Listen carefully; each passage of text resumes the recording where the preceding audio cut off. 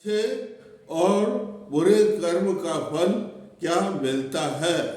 आदमी को अच्छे से अच्छा कर्म करना चाहिए। इस जीवनी भगवान ने जब अपन दूसरी योनि में थे तो 84 लाख योनि होती है। भगवान से प्रार्थना किया है, भगवान अब मैं अच्छा कर्म करूंगा, आप मुझे मनुष्य योनि में दीजिए। तो भगवान ने आपको मनुष्य योनि में जन्म दिया है। मनुष्य योनि में जन्म दिया है तो आपको अच्छा कर्म करना चाहिए, अच्छे से अच्छा कर्म करना चाहिए, जिससे आपको जो उसका फल अच्छा प्राप्त हो। आपको परोपकार करना चाहिए, दूसरों की भलाई। परोपकार का मतलब दूसरों की भलाई करना चाहिए।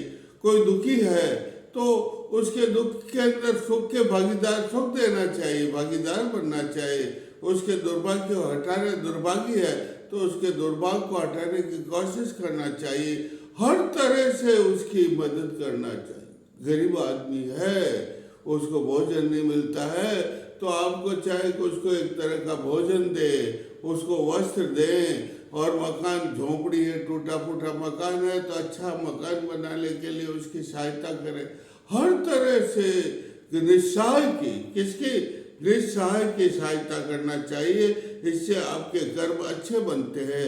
आपको स्वाध्याय करना चाहिए, शास्त्रों का अध्ययन करना चाहिए, दूसरों को पढ़ाना चाहिए, उससे भी कर्म अच्छे बनते। आपको मछलियों को जो है दाना देना चाहिए, गायों को जो है हरा चारा, सूखा चारा खिलाना चाहिए। एक उदाहरण देता हूँ मैं आपको जोरदार। जो गाय का भक्त है, पहले गाय का भक्त नहीं था तो उसको शाम को गाय चर करके इधर आती थी, भूखी प्यासी थी तो उसको बड़ी दया आई। अपनी जमीन में से 10 बीघा जमीन लेकर के उसने गौशाला बनाई। और गौशाला बनाने के लिए जो दिन भर गायें भटक करके शाम को वहाँ आती तो उन सबको उनको 5-5 किलो चारा खिलाता, हरा चारा भी खिलाता। और उससे दूध होता, वो खुद नहीं पीता, उसे पैसे बांट करके फिर उस गौशाला में खर्च करता। गोबर होता, उसको भी बेच करके गौशाला, गायों के पंखे तक तो उसने लगा दिए। ऐसे गोभक्त होते भाई। इसलिए गायों की, गाय तो गौ माता, आप अच्छा कर्म करोगे तो गौ माता आपके ऊपर प्रसन्न होगी, भगवान भी आपके ऊपर प्रसन्न होंगे। गौ माता तो कामधेनु है। क्या है? कामधेनु है। जिस प्रकार देवता कामधेनु की सेवा करते, कामधेनु सब उनके मनोरथ पूर्ण करती है। इसलिए गौ की सेवा आपको करना चाहिए। आपको पक्षी जो भूखे हैं उनको दाना खिलाना चाहिए। और उसको जो है ये भगवान जो है अच्छा जल पिलाना, प्यासे जो लोग हैं उनके लिए प्याऊ लगानी चाहिए। गर्मी के अंदर ठंडा पानी पिलाना चाहिए। अच्छे से अच्छा आपका जीवन मिला है यार, आपका दुर्लभ जीवन है, उसमें अच्छा से अच्छा आपको कर्म। अरे भाई, आप अच्छा कर्म करोगे ना तो उसका फल भी आपको अच्छा मिलेगा। देखो, एक क नाम का मनुष्य था। वो क्या करता था? अच्छे ओहदे पर था। उसको बड़ा घमंड हो गया अपने कर्म का और वो कुकर्म करने लगा, लोगों को सताने लगा। क्या करने लगा? लोगों को सताने लगा और उनसे जो है पैसे ऐंठने लगा, उनको ठगने लगा और उनसे जो है रिश्वत लेने लगा। बहुत उसने अन्याय, जितना अन्याय करना चाहिए लोगों पर उसने उतना अन्याय किया। उसने इतना अन्याय किया कि उसका अन्याय कर्म फल तो इसी जीवन में मिलता है। दूसरे जीवन में नहीं लिखा हुआ है शास्त्र में। जैसा आप कर्म करोगे वैसा आपको फल उसी वक्त मिले। और हमने हमारी नजरों से देखा है उस आदमी का कि आज 7 साल से बिस्तर पर पड़ा है, उसका रोम रोम सड़ रहा है। उसके रोम रोम से उसने जो कुकर्म के, पाप कर्म किए, वो सब निकल रहे हैं। इसलिए मैं आपसे निवेदन कर, आपको कर्तव्य बोध करवाता हूँ कि आप अच्छे कर्म करना। जो अच्छा, एक आदमी अच्छा कर्म करता था। क्या करता था?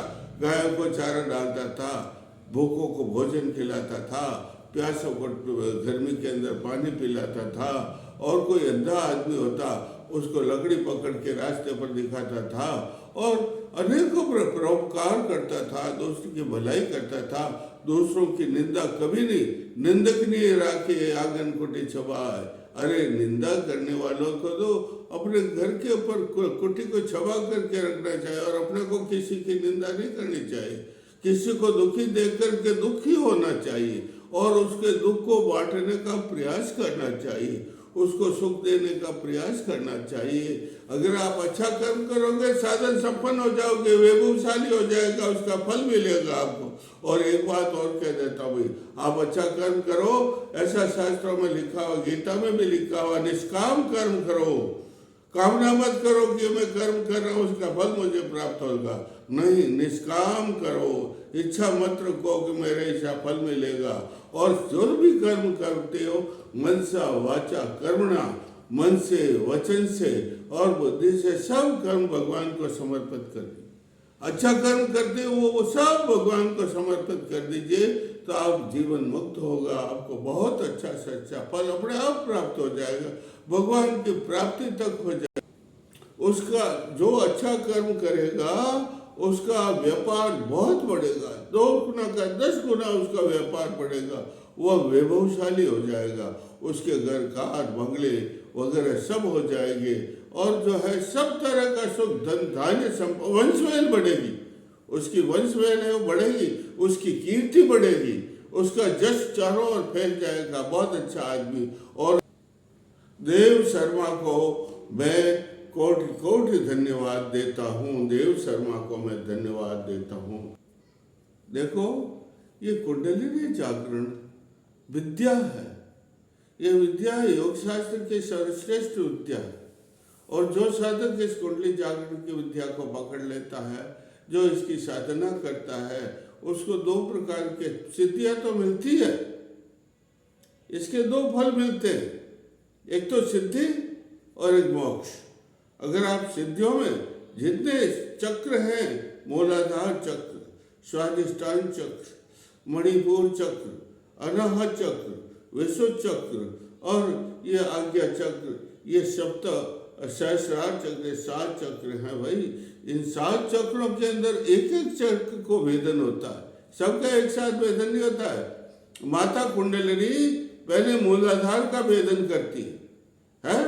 मूल भेदन का मतलब क्या होता है? भेदन का मतलब ये होता है कि हमारे 3 नाड़ी हैं मेरुदंड के अंदर, उसके अंदर बीचों इस हाथ की नाड़ी को ईड़ा कहते हैं, इस हाथ की नाड़ी को पिंगला कहते हैं, और बीचों बीच में जो नाड़ी है उसको कहते हैं सुषुम्ना, उसको चित्रा, उसको वज्रा, उसको जो बिरजा, और उसको ब्रह्म नाड़ी भी कहते हैं। अरे इस ब्रह्म नाड़ी के अंदर जो है माता कुंडलिनी कौन सी, जो 3 फेरे 3.5 फेरे का करके स्वयं लिंग के ऊपर लिपटी होती है, वो जो है जब हम ताप लगाते हैं, 49 प्राणवायु का एक जोरदार धक्का लगाते हैं, तो उसके मुख से जो है वो पूंछ निकल जाती है, वो जागृत हो जाती है, और कहते हैं कि सुषुम्ना के मुख के अंदर वो प्रवेश करती है। इसको भेदन, मूलाधार भेदन कहते, क्या कहते हैं? और मूलाधार भेदन करने से कई प्रकार की सिद्धियां, वह साहसी बन जाता है, बड़ा पराक्रमी बन जाता है, बड़ा वैभवशाली बन जाता है, बड़ा यशस्वी बन जाता है। इस प्रकार स्वाधिष्ठान का भेदन होता है। मूलाधार के बाद में माता कुंडली स्वाधिष्ठान में पधारती है, और स्वाधिष्ठान के बाद में माता कुंडली जो मणिपुर पे पधारती, किसमें पधारती है? ये मणिपुर है नाभि के अंदर। अरे ये तो सबसे बड़ा, सारी नसें नाड़ियां से निकलती है, और मणिपद में हम, मणिपद में हम, मणिपद में हम, अरे बहुत बड़ा मंत्र है। इस मंत्र के साधन को सिद्ध करने, ये मणिपद में हम नाम के मंत्र का तो बुद्ध भगवान का नाम सुना होगा। बुद्ध भगवान ने जो है वृक्ष, पीपल के वृक्ष के नीचे 6 वर्ष तक तपस्या की थी, लेकिन फिर भी वो संतुष्ट नहीं हुए, तो फिर उन्होंने मणिपद में होम कम साधना करने से भी भगवान से साक्षात्कार हो जाता है, इसका उन्होंने परिष्कार किया। और मणिपद में हूँ नाम का मंत्र का जाप करने से ये जो है जागृत। इसके बाद में स्वाधिष्ठान मणिपुर, उसके बाद में अनाहत में पहुंचती माता कुंडली, उसके बाद में विशुद्ध में पहुंचती है, विशुद्ध के बाद में आज्ञा चक्र में, ये सिरमौर कहलाता है आज्ञा चक्र, और उसके बाद में सहस्रार में पहुंचती है। सहस्त्रार में जाकर के परम ब्रह्म से मिलनी है, सहस्त्रार से उनसे मिलन करके, और 2 सेकंड में तुरंत उसको मंत्र भी है उसके, फिर बताऊंगा मैं, वो तुरंत नीचे आ जाते हैं। अगर शीघ्र ही नीचे नहीं लाते हैं मंत्रों से तो ये हमारा तालुआ, जिसे तालु कहते हैं, फट जाते हैं। इसे षट चक्र भेदन कहते हैं। क्या?